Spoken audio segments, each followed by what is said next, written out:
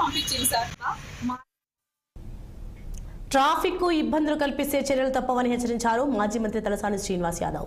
సికింద్రాబాద్లోని Monda market, Ramgopalpet, Begumpet డివిజన్లో footpath వ్యాపారులతో Talasani సమావేశమయ్యారు. నిర్దేశించిన స్థలాల్లోనే వ్యాపారాలు జరుపుకోవాలని చిరు వ్యాపారస్తులకు తలసాని సూచించారు.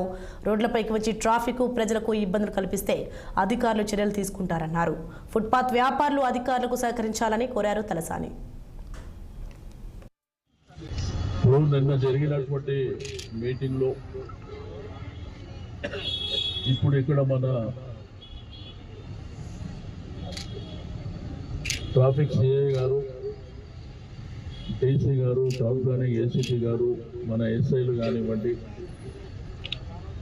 ఒక్కసారి ఈరోజు విజిట్ పెట్టుకుందామని ఇక్కడికి రావడం జరిగింది. आप लोगों से गुजारिश है, अभी उनको तकलीफ नहीं करना, आप तकलीफ फेस नहीं करना.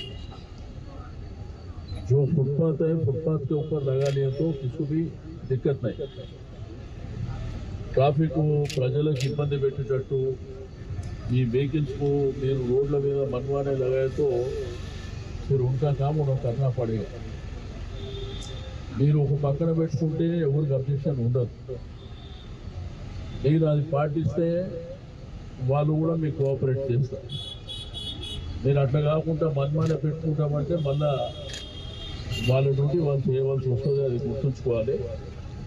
तो నిన్న మీటింగ్ में बहुत सारे डिस्कशंस चले.